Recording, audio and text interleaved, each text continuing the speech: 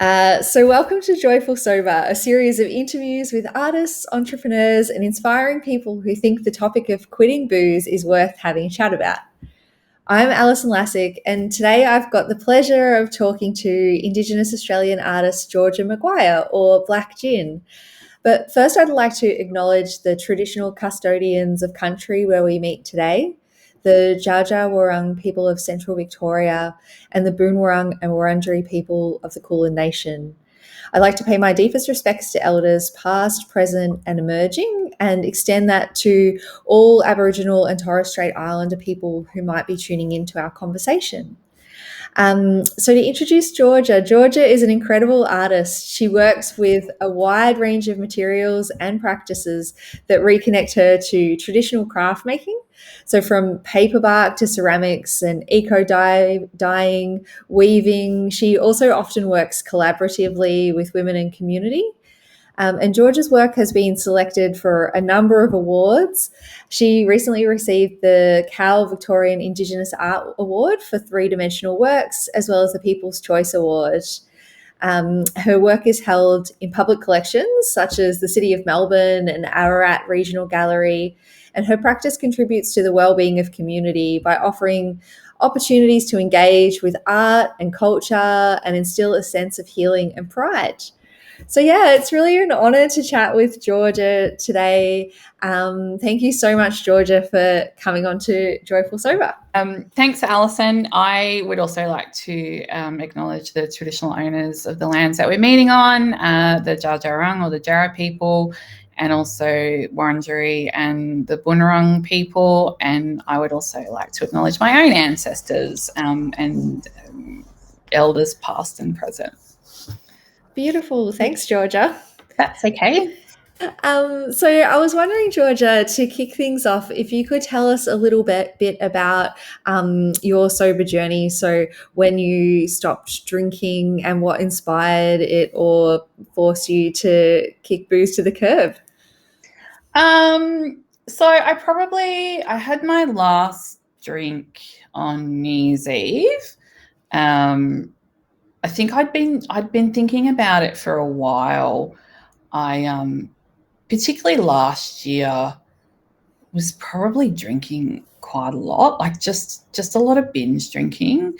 It didn't help that I moved house last year and moved like 3 doors down from a really nice bar. Yes, that'll do it for sure. Yeah. And I don't know, I was getting to the point where it was kind of a bit of a joke that I was kind of the drunk auntie. I even had earrings that said drunk auntie. And then I was like, yeah, I was getting to the point where I was sort of just passing out and not actually remembering what had happened the night before. And so it was a combination of that stuff. And also last year I got diagnosed with ADHD. And when I first got diagnosed and medicated, because I'd been diagnosed as an adult, I couldn't get medication on PBS. So it was going to cost me like, I don't know, $150 a month for a prescription. And one of the things about alcohol is that it actually pretty much, because they're stimulants, it actually just cancels out the efficacy of your medication. And I'm like, well, what's the point in spending an absolute fortune on medication if whenever I drink alcohol it's not going to work? And I just went, it's had such a dramatic positive impact on me when I first started taking the meds that I went, this isn't worth it. I'm just going to get rid of alcohol. Yeah, so you must notice double-fold difference then in a way, because not only have you taken alcohol away, you've added that medication in. Yeah, look, it's definitely up and down. Like I think, I say still, I've known people who haven't had a drink for years and still struggle. But it's, I've definitely had really challenging days where I've just gone, a couple of glasses of wine but I know that as soon as I have one glass of wine, it doesn't stop. So yeah, one leads to another. That's so many of us. It's easier. It's so much easier for me to have zero than to have one, or Yeah, But and yeah, I still sometimes go, I still toy with it. I'm like, oh, could I still, could I manage life, and could I get to a point where I can just have a couple? And because there are days where I just feel like I'm missing out. yeah. So, but I think it's an ongoing kind of process. Yeah, yeah. And have you noticed a difference to the way you're feeling when you make your work or, show up to do those big projects? Have you been noticing any sort of differences in how you're feeling or your energy or attention? Look, definitely. Look, this is in terms of my capacity to do stuff and kind of complete tasks and juggle stuff. Not drinking and having a diagnosis and all those kind of things have had quite a significant impact on my ability to do stuff. And certainly because I've sort of got a history of mental health issues, and the impact on my anxiety has been pretty dramatic. Like it's really reduced quite a lot. Having said that, it's still up and down, but certainly, it used to be sort of like this, and now it's more like that. Yeah. Yes, yeah, I personally feel you on that front. That was one of the biggest things I noticed when I stopped drinking, just the anxiety, like the low level one for me that's there all the time has sort of dropped off. I certainly still have my moments, but yeah, just on a day-to-day basis feeling a lot better. So that's like such a amazing result. Did it take you a while to start to see the benefits of not drinking, or did you sort of notice that pretty quickly when you? I think I noticed pretty quickly. Certainly my energy levels are a lot better than they were. Because when I would drink, it would take me days to recover.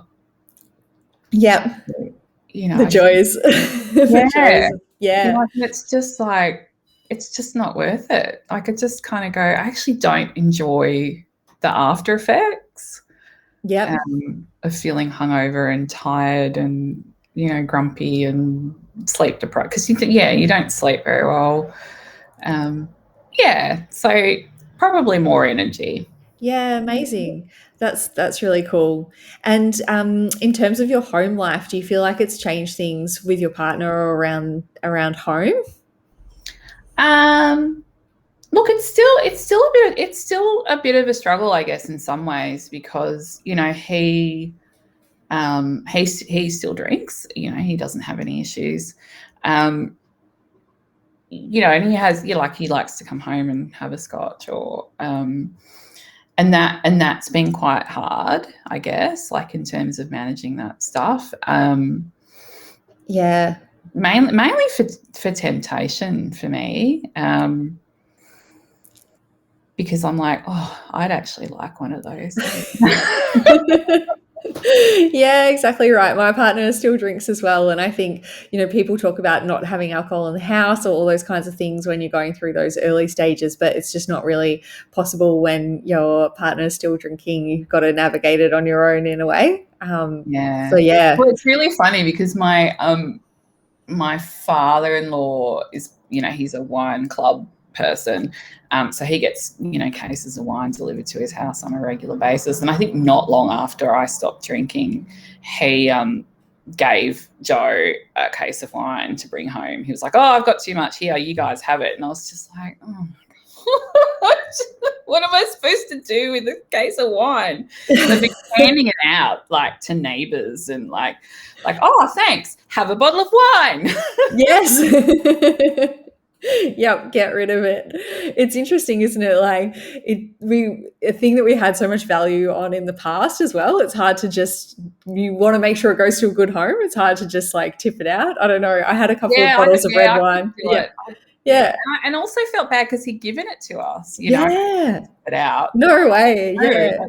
And it's not cheap. Like, Yeah, exactly. Yeah. Yeah. A few of my neighbours have benefited from. Yeah. The other thing I found really interesting, because I don't, I can't eat a lot of sugar either. So I find people really struggle to, like, I find people struggle to, like, buy me gifts, for example, because normally it's like wine or chocolate. Yep. And while I do eat some chocolate, I can literally maybe have a couple of Tim Tams and that's it. But also going out, when you go to a bar, generally the non-alcoholic options are really, really sugary, like syrupy juice, and it's just like, Yeah. I want soda water.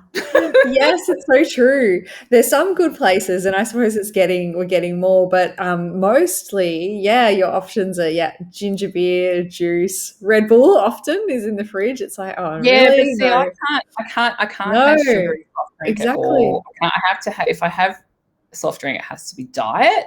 So it's usually Diet Coke or Yeah. Okay. Yep.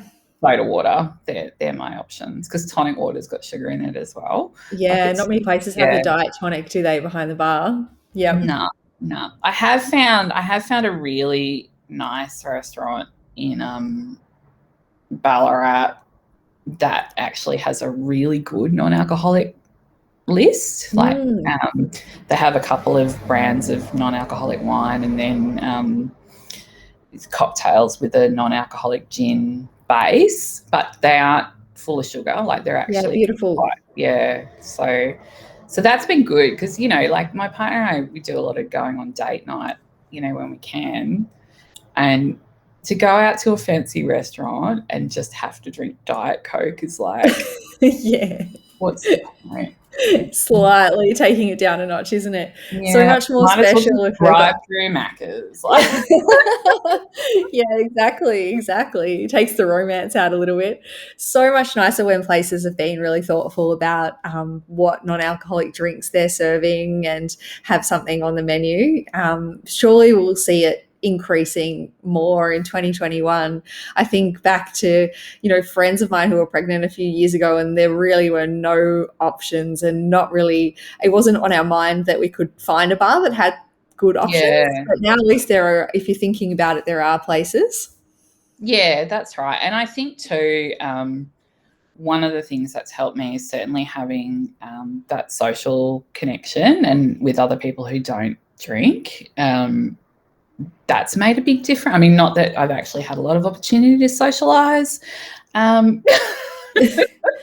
Yep, I virtually. It's good. It's good knowing that maybe one day I can have a party and it'll all be mocktails and no one will care and everyone will embrace it. Yeah. The social thing's been good. And also I think there's been a few, sort of bigger name, I guess, high profile people who have given up drugs and alcohol and stuff as well. And that's been really helpful for me, particularly Aboriginal people. I know when I first, I think I've been thinking about it for years, to be honest. And I was always really conscious of that stereotype of, being the Aboriginal person that was an alcoholic, and not wanting to reinforce that stereotype, I guess. Like, I was really self-conscious of it. And it's, I've got a family history of mental health and drug and alcohol issues and stuff as well. And so, I think I was really worried about what people would think when I said, no, I shouldn't drink. It's not actually good for me. But it's really cool to see people like Dan Sultan and Barker being really public and open about drinking. And Yeah, because breaking down some of that shame, like just sharing our stories, can help to do that, where people don't feel alone. And it feels like a good choice and an empowering choice rather Yeah. than something to be ashamed of, not drinking, which is, yeah, I don't know how we got to that point where it is, but we've got some work to do to undo some of that. I know, it's so weird. Like, I guess it's such a big part of our culture. Like, it's like, yeah, alcohol is such a big part of Australian social dynamics and all those kind of things. And also, like, I struggle publicly, like, so in social spaces, and a lot of that has to do with my ADHD, because I sort of get very super sensitive about, what's going on and having trouble following conversations. And so, alcohol is definitely a social lubricant. Mm, um, so I've had yeah. to relearn that stuff.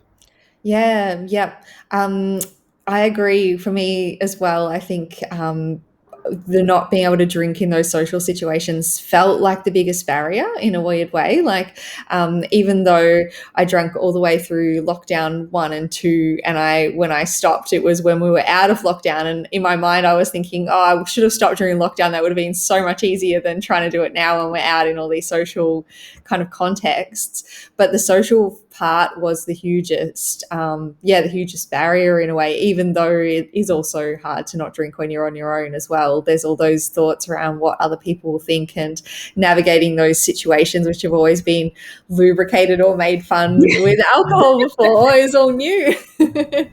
Yeah. Yep. Yeah, Yep. absolutely. Yeah, and so I guess we've probably gotten sober at one of the most interesting and challenging times in a way. Like, on some hand, it creates opportunity to do things differently. The fact that we're, in 2021, and everyone's sort of reassessing the way we live and we do things, and we've got these moments where we are locked down on our own to sort of spend time rediscovering ourselves in the way we want to, care for ourselves as well. But then there's all the extra stress and pressures to deal with at the same time. Yeah.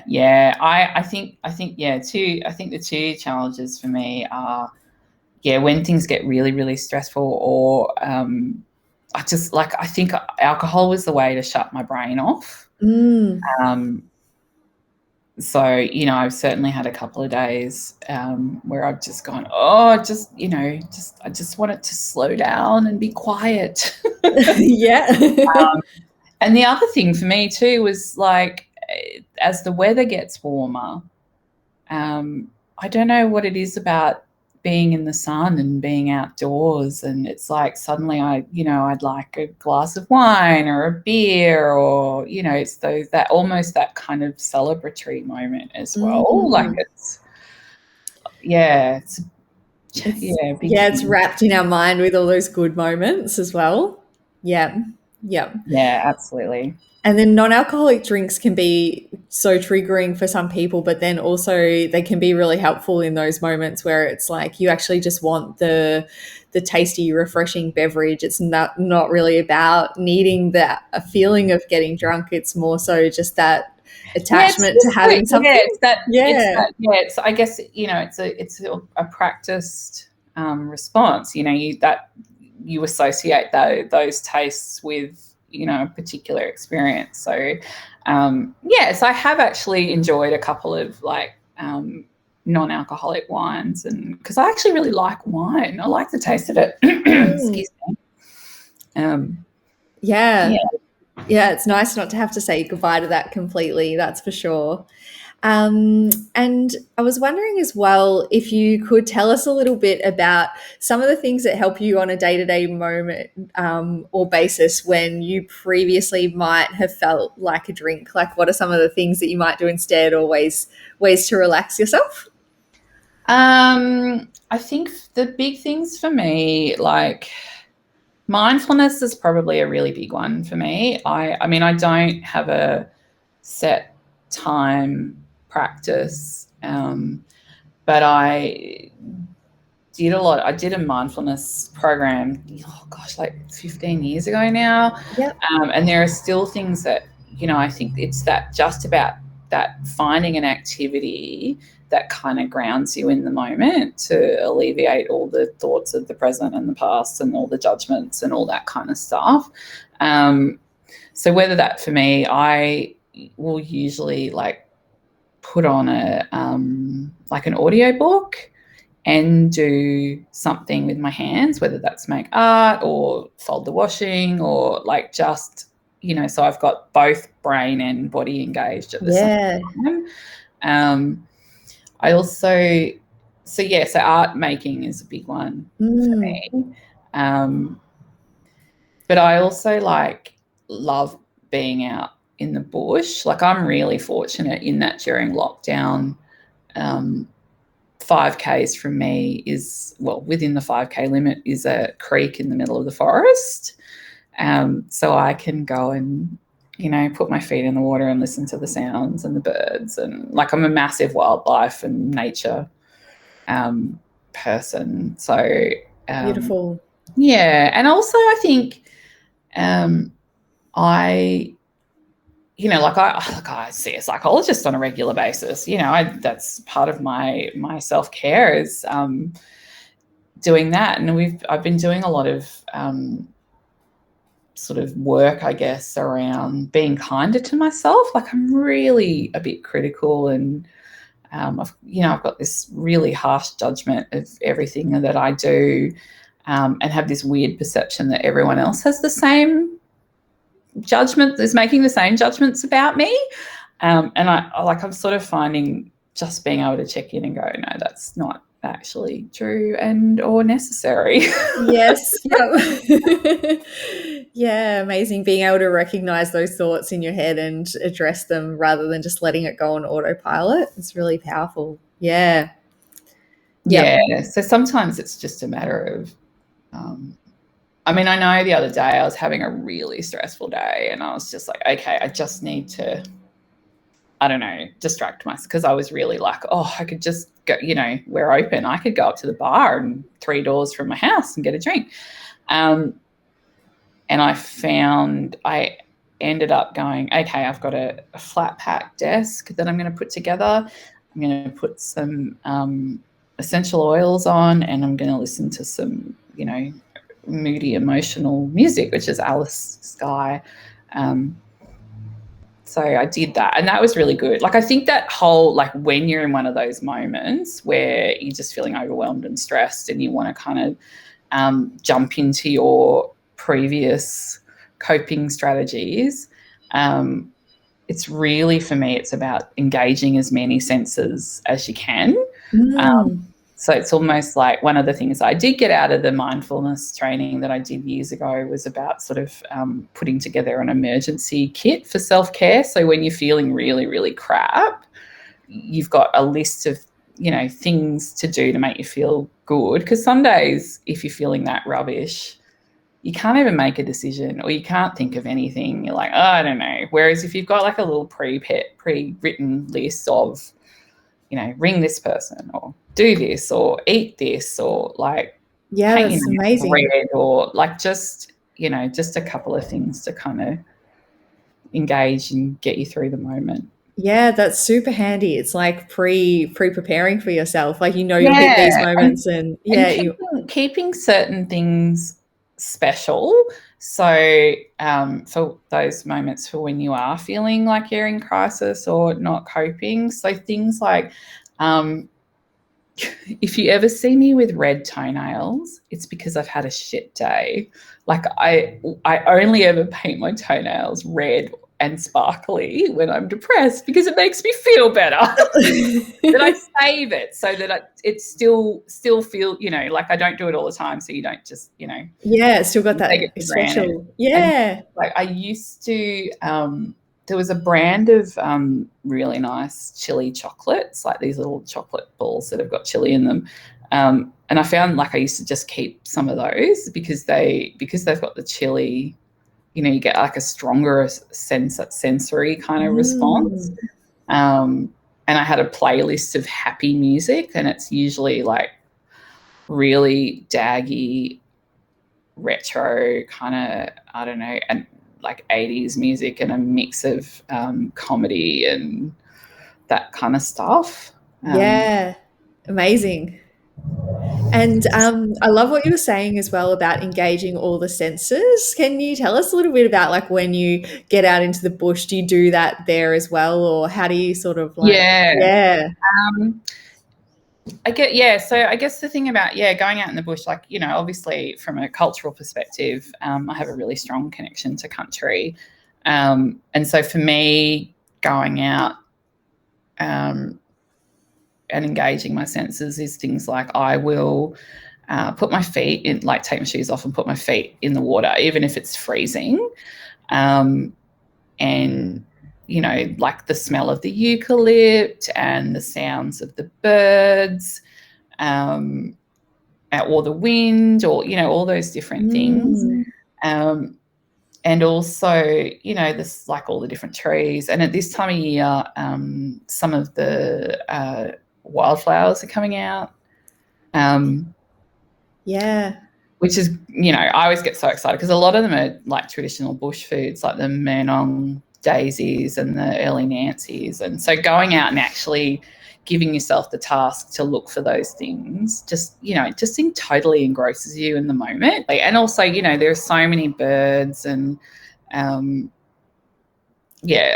quite often see wallabies and roos and echidnas and, beautiful. yeah, just being, it really helps ground me. Yeah. Yeah. Getting into that present moment, like it must be really easy when you're in such an amazing environment as well with, nature and wildflowers and wallabies as well to jolt you out of Well, your own head. I mean, one of the things that I started, like when I was a kid, I always wanted to be a zookeeper. And then I volunteered. Well, I lived in Dubbo working with Aboriginal young people for years, and I volunteered at Western Plains Zoo. And I had planned to go and do like a zoology course, and it never happened. And then it's always something that I've been interested in. And so beginning of this year, I managed to go and do my Wildlife Victoria rescue training. So I've been able to do a lot of rescues, and that's been so good. Like I think on top of the artwork, I feel like it's given a bit more meaning to my life too. And to be honest, I'm allowed to do it while we're in lockdown because it's essential. Yeah, amazing. So, kind of getting opportunities to nick out. And culturally, I feel like I've sort of, I'm caring for country. Like I feel like I'm meeting sort of a cultural obligation, and being given the opportunity to connect with lots of other animals and nature. And I mean, a lot of it's really sad because often animals are hit by cars and unfortunately don't survive. But, I've been able to do things like rescue baby possums, and even though I'm only new, I've been able to help with koalas and wedge-tailed eagles, and Wow. it's such a privilege. Yeah, and such valuable work as well. And it does, it makes me feel good. Yeah. Not gonna lie, it makes me feel good. And I think it's, nature and country are such a big part of my art practice as well. So if anything, that strengthens my relationship to country, which then, goes on to inform my practice. Yeah, that relationship, it's inextricable. It's beautiful. And can you tell us a bit about the recent project that you've been working on that's just been installed at the EY offices? Yeah, so I run, I guess I run it. Yeah, claim it. I run an Aboriginal Women's and Transverse Arts Collective. I think there were four of us to start with, like in 2016, and now since then we've done a whole bunch of different projects. But it's a mix of Victorian, Aboriginal and Torres Strait Islander women and transverse artists from across Victoria, like across the state, and mostly regional. So at the beginning of the year, we were approached by Koskela, who are a design company, to create like a lighting installation piece for EY Australia, which is like Ernst Young, for their reception office in Melbourne. So we did an initial concept design and then went on to make the work. And essentially it's a 3.5 metre long contemporary interpretation of an eel trap. Eel season is basically when the adults are swimming down the river to the ocean, and you use like a traditional eel trap to catch them. And so it's sort of representational of celebration and food and community and all those kind of things. So the actual piece itself, normally an eel trap is one-ended, so it's open at one end and closes at the other. But we developed a piece that sort of had two open ends, and then down the middle it actually has two LED eels that are towards it out, and it's made in, I think it's 5 sections. And so the 4 artists that did it, myself, Aunty Glenda Nichols, Aunty Lorraine Bromley, Aunty Lorraine Brigdale and Aunty Janet Bromley. Sorry, my words mixed up. We've all got really, really different practices. So Aunty Glenda's really well known for her net making. During the NGV triennial, she had like a 17.5 metre net made of white cotton hanging in the foyer near the front door. And then Aunty Janet really focuses on recycled materials in her weaving, and Aunty Lorraine does sort of coil weaving, which is a sort of Victorian traditional work, and I'm known for using paperbark. So we kind of developed a large-scale piece that incorporated all of our techniques, and it was really nice because the different elements kind of represented, the different sort of textures of rivers and creeks, so muddy creek beds and reeds and nets, and so it was pretty full on trying to navigate COVID restrictions on and off again, trying to get together with a bunch of other people from across the state. We pulled a massive 4-day kind of working marathon. And it's been installed. What an effort. And it looks, I'm not going to lie, I think it looks incredible. I'm really, really excited about how good it turned out. Amazing. If anything, it kind of inspired me to kind of look at my own practice and develop new techniques and go, well, how can I incorporate these different textures? And beautiful. So I mean, I'm so fortunate to be part of Nardang, because I'm the youngest. So, I'm surrounded by all these amazing Aboriginal women who, are my mums. I've lost a lot of family members over the years, and my mum, gosh, it's nearly 10 years since my mum passed away. So just, having all these incredible older women to kind of be around and to make art with and that kind of so inspiring and grounding in itself. Amazing. So it's worth, I mean, I'm the one that does all the admin and the grant writing and but it's totally worth it. Absolutely. Amazing projects running there, Georgia. We got together initially so that we could go to the Festival of Pacific Arts in Guam as a group, and we did that. And we were supposed to go to the festival in Hawaii last year, and that got cancelled. And then we were also supposed to go to the World Expo in Dubai to run workshops, and that got cancelled too. Oh, wow. All COVID doing.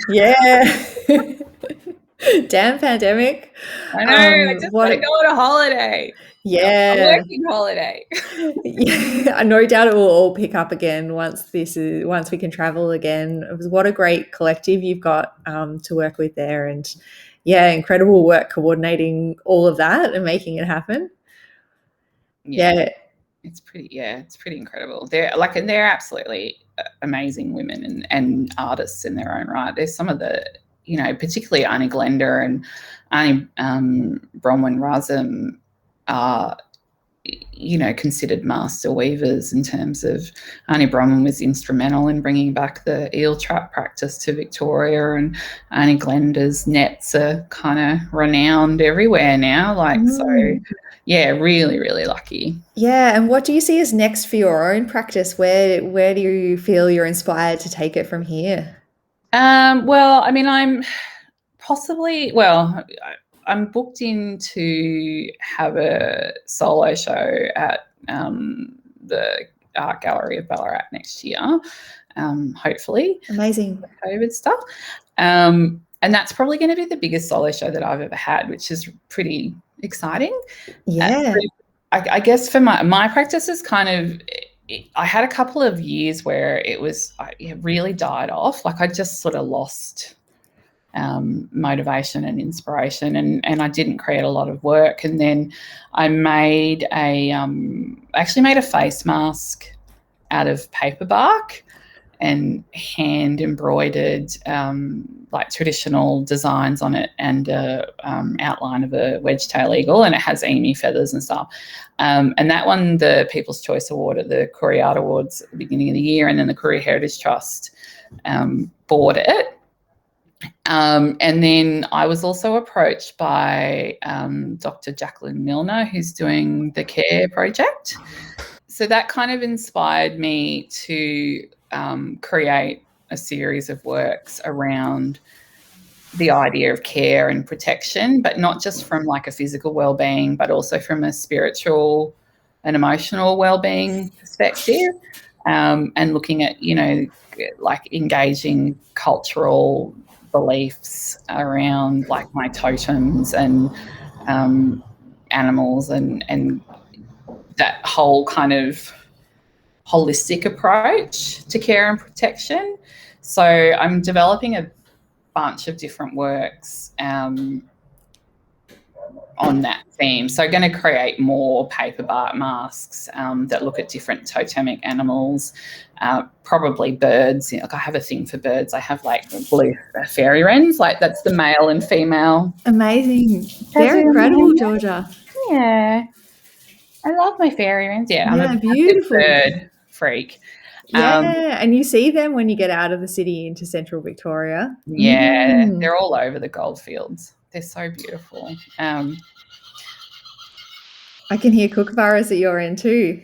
Yeah, it's actually my clock. Oh. I have a clock that makes Australian bird noises every hour. Amazing. Yeah, so I'm going to be making a bunch of some more masks, and I'm also looking at shields, creating different shields like that. I mean, that's actually sideways, but that's sort of an example of some of the stuff. And incorporating both weaving and other materials. I've been able to collect a lot of feathers and echidna quills and those kind of things. So those kind of like traditional materials, like, well, I'll incorporate. So beautiful. Yeah. Amazing. That sounds so cool. I will definitely come and see that show. You'll have to keep us all posted when it's on. And there'll be non-alcoholic options at the opening. Woohoo! Yeah, what a joy.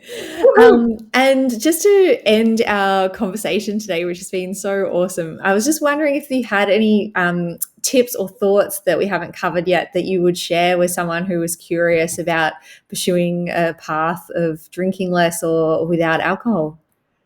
I think get support. Like, just, if you know anyone else who has, said that they are not drinking, or they've, like given up alcohol, have conversations with people. Like, just, yeah, I think having supports, like social supports, has been a massive benefit for me. Like, it's, yeah, having some people that I can just go, Yeah, and not community have and to explain why it feels awkward not to drink. And there's still so many times where people, like when you say, oh, like when people offer you a drink, you go, oh no, I'm not drinking. Oh, are you sick, or are you on medication? No, I just don't want to have alcohol, and I don't want to make it a big deal or have a conversation about it. Yeah, so definitely get support, and I think back yourself. Just do what you need to.